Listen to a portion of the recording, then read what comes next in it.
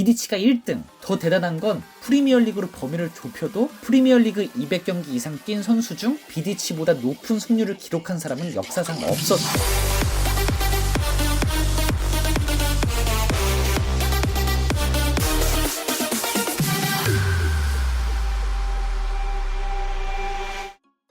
로빈요! 안녕 형들, 나 말년 호빙요야. 축구에서 화려한 기술을 구사하는 선수들과 멋있는 골들을 많이 넣는 선수는 자연스레 대중들의 많은 관심을 받아 팀의 에이스 역할을 맡게 되고 나아가서 세계적인 스타 플레이어가 되는 게 이치잖아. 예를 들면 바르셀로나의 호나우딩요, 맨유의 루니, 아스날의 앙리 등등 외형적으로 뛰어나지 않아도 축구를 잘하는 사람들을 보면 왠지 모르게 멋있어 보이고 동경의 대상이 되어버리지. 그런데 이런 화려한 기술들이 없어도 멋진 골들을 많이 넣지 못해도 또 다른 방면으로 우리에게 경이로움을 가져다주는 선수들이 있어. 바로 수비수. 가장 많이 경쟁하고 넘어지고 찢어지며 때론 팀을 위해 희생을 자처하는 포지션 센터백. 투쟁심이 강하고 그 누구보다 헌신적인 선수들을 보고 있으면 내가 다 피가 끓고 정말 대단하다고 느껴지는 것 같아. 오늘은 그 투쟁심의 끝, 지구 끝까지 빠꾸가 없으면서 수비력까지 완벽했던 전사라고 소개하고 싶어. 비디치에 대해서 형들이랑 얘기해볼까 해. 2006년 비디치가 합류하기 전에도 맨유의 수비진은 탄탄한 편이라고 볼 수 있었어. 퍼디난드가 약물 사건으로 8개월 정도의 공백이 있었지만 징계가 곧 풀리면서 실베스트루, 브라운, 오셔와 함께 막강한 센터백 라인을 구축하고 있었지. 그럼에도 실베스트로와 브라운의 어쩌다 한 번씩 나오는 기행은 챔스 우승과 리그 우승을 하는데 불완전해 보이긴 했었어. 이 자리를 비디치가 완벽하게 꿰차고 들어가면서 당시 월드클래스 수비수 퍼디난드와 함께 엄청난 센터백 듀오를 결성하게 됐지. 결과는 그의 2006년 바로 우승, 리그컵 결승전 4대0 무실점 우승, 프리미어리그 우승.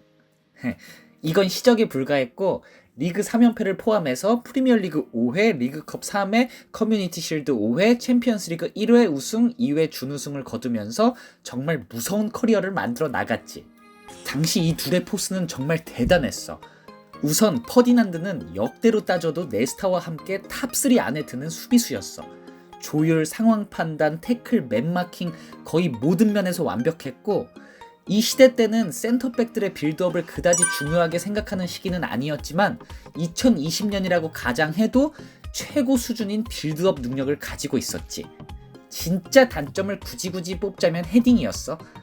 이 점을 이제 비디치가 커버를 해줬지. 상대편 골킥 상황이나 헤딩이 뛰어난 공격수들이 있을 땐 비디치가 항상 먼저 나서곤 했었어. 마찬가지로 비디치의 단점을 굳이 꼽자면 빌드업이었어. 이 점을 이제 퍼디난드가 커버해주면서 이 둘은 최강의 센터백 조합이 될 수밖에 없었던 거지.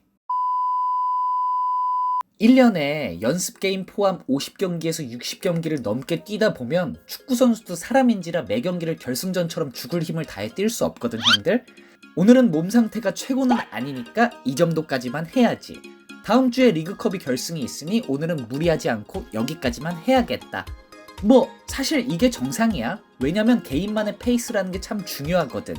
그래야 부상도 안 당하고. 근데 비디치는 이런 게 없었어. 괜히 빠꾸 없다고 말하는 게 아니야. 연습 경기든 리그 경기든 챔스 결승이든 그에게 페이스 조절 같은 건 찾아볼 수가 없었어. 그냥 날 쉬게 할 거 아니면 나는 절대 100%가 아닌 경기를 할 수가 없다. 뭐 이런 느낌? 이렇게 되면 어떤 일이 벌어지냐면 첫 번째, 이런 노빠꾸 수비수들을 만나면 공격수들은 심리적으로 위축되고 시작해. 이 심리적 부담감을 안고 공을 받는 거랑 그렇지 않은 거랑은 차이가 많이 날 수밖에 없다는 거지. 쉽게 말해서 내가 공을 가지고 전진할 때는 시야에 보이니까 크게 작용하지 않는다고 쳐도 비디치를 내 등 뒤에 놓고 보이지 않는 상황에서 공중볼을 경합하거나 포스트 플레이를 할 때 뒤에서 어떤 빠꾸 없는 수비가 들어올지 공포스럽다라는 말이야. 이러면 공격수는 절대 자신이 가지고 있는 100%의 플레이를 할 수가 없어지면서 강제 버로우, 그날의 다크템플러가 되어버리지. 아니 마음껏 뛰어놀라고 자유롭게 풀어놓아도 프리미어리그 같은 수준 높은 곳에서 활약하기 힘든데 이런 부담감까지 안고 경기를 나선다면 그 자체만으로도 이미 지고 들어가는 거지.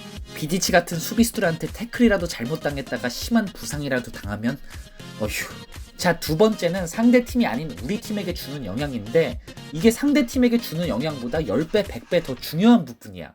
비디치의 이런 투지 넘치고 헌신적인 플레이는 그 하루 경기 결과 이상으로 팀에게 지대한 영향을 끼쳐버려. 적어도 비디치가 맨유에 있는 동안만큼은 팀 전체 사기나 기세 같은 게 절대 꺾일 수가 없어. 아니, 꺾이긴커녕 나비 효과처럼 너도 그런 자세로 임해? 나도 보여주겠어. 또는 와, 비디치가 저렇게까지 하는데 내가 조금이라도 더 팀의 보탬이 되어야겠다. 이런 마음가짐들이 자연스레 경기장 안에서 같이 뛰는 팀원들이나 경기장 밖에서 지켜보는 팀원 모두가 생겨서 보이진 않지만 돈으로 환산할 수 없는 지대한 긍정적인 효과를 불러일으킨다는 거지. 모범적인 예로 푸열이 괜히 바르셀로나의 심장이라고 불렸겠어? 비디치가 지금까지도 최고 반열에 오르락내리락 할 수 있는 게 뛰어난 수비력만으로는 설명을 다 할 수 없는 그 무언가 때문이지 아닌가 싶어.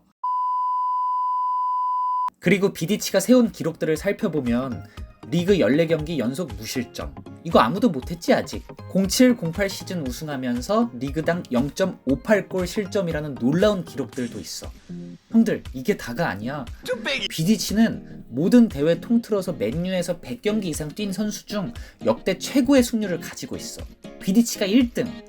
더 대단한 건 프리미어리그로 범위를 좁혀도 프리미어리그 200경기 이상 뛴 선수 중 비디치보다 높은 승률을 기록한 사람은 역사상 없었어. 비디치가 나오면 그냥 안 줬어. 골 안 줬어. 자, 이런 비디치와 현 리버풀 수비수 반다이크가 최근에도 해외에서 많이 비교가 되고 있더라고, 형들. 이거 비교 괜찮은 거야? 그래도 그럴싸해. 비디치 vs 반다이크. 또 이런 재밌는 구도들이 뭐가 있을까? 우리가 한번 만들어보자. 비에이라 야야 뚜레, 카카 데브라이너. 형들의 생각은? 다시 비디치 반다이크로 넘어가서 결론부터 말하자면 이 말년 호빙료의 생각은 비디치가 보여준 퍼포먼스에 비해 반다이크가 아직 보여줘야 할 게 많이 남은 건 사실이야. 하지만 에이, 어따 비벼, 말이 안 되지 수준은 아닌 것 같아. 그만큼 반다이크가 지금까지 보여준 퍼포먼스도 충분히 역대 손에 꼽히는 수준이라고 생각해. 쉽지 않겠지만 반다이크가 꾸준히 3-4년 정도 현재 포스를 보여준다면 그때 다시 한번 비교해보는 게 맞는 것 같아. 말년 호빙료가 생각하는 비디치의 최고 강점은 바로 배제가 없는 수비였어. 이게 무슨 말이냐면 센터백은 골키퍼를 제외하면 라스트맨인 상황이 경기장에서 많이 나오잖아. 라스트맨이란 뜻은 자기가 뚫리면 뒤에 이제 골키퍼밖에 남지 않거나 겨우 늦게 커버를 하러 달려오는 우리 편 선수 한 명 정도 남은 치명적인 상황이라는 거지. 굉장히 안 좋은 상황인데 이러면 이제 라스트맨인 선수는 최대한 우리 팀 수비수들이 도와주러 올 때까지 지연을 시켜주거나 본인이 확실하게 처리를 해야 돼. 예전에 한번 반다이크가 토트넘 시소코랑 대치 상황 때 보여준 수비 기억나지? 최대한 지연시키면서 왼쪽 공간 먼저 닫고 어느 정도 지연시켰으니 이제 왼쪽 공간을 맡기고 시소코에게 올인 수비. 뭐 이런 상황이 비디치도 보여준 적이 있듯이 수비수에게 자주 닥치는 상황이야. 이럴 때 휙 나가서 휙 한 번에 제껴지는 게 최악의 수비야. 이런 상황 외에도 센터백이 공격수랑 1대1을 맞는 상황이 많은데 비디치는 100번에 99번은 블로킹을 해냈어. 여기서 포인트는 공을 100번 다 막진 못했어도 무슨 수를 써서라도 사람만큼은 절대 자신을 지나가지 못하게 하는 거지. 그게 태클이 됐건 공격수 다리를 부러뜨리건. 비디치가 남긴 유명한 명언 알지? 실점을 내줄 바에는 내 코가 부러지는 게 낫다. 모든 수비수가 이런 마음으로 수비를 하는 건 아니야. 의외로 자주 안일하게 1대1 상황을 임하는 수비수들이 꽤 있어. 다비드 루이즈라든지 피케라든지 예전에 칸나바로라든지. 나올 수 있는 10가지 상황 중 2-3가지는 배제하고 수비에 임하는 거야. 대신 7, 8가지의 경우의 수를 막을 확률은 더 높아지겠지? 선수들 성향인 거지. 비디치는 이런 면에 있어서 그 어떤 수비수들보다 높은 책임감을 보였던 선수야. 마지막으로 비디치가 남긴 축구계의 교훈이 하나 있어. 비디치의 맨유 이적료는 122억 원이었어. 시간차를 감안한다 하더라도 비교적 많이 낮은 금액이라고 할 수 있지. 요즘같이 이적료가 천문학적으로 치솟고 팀 내에서 선수를 키우고 여러 작은 나라를 돌아다니며 유망한 선수를 찾는 데 별로 힘을 쏟지 않는 것 같아. 완성된 선수만을 원하고 몸값이 뻥튀기 된 선수는 새로운 팀에 가서 돈의 가치를 다 못하는 이런 상황들이 반복되기 바쁘지, 현대 축구판은. 예전 맨유와 지금의 맨유가 가장 다른 점은 비디치의 이적과 해리 맥과이어의 이적으로 쉽게 이해할 수 있는 것 같아. 물론 맥과이어가 못해주고 있는 건 아니지만 1183억 원의 이적료를 생각한다면 얘기는 또 달라지겠지? 오늘 준비한 영상은 여기까지고 형들.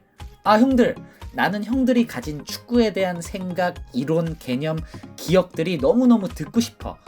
내가 다음 주제를 정하는데도 많은 도움이 될 것 같아. 그럼 형들, 우리 모두 트라이!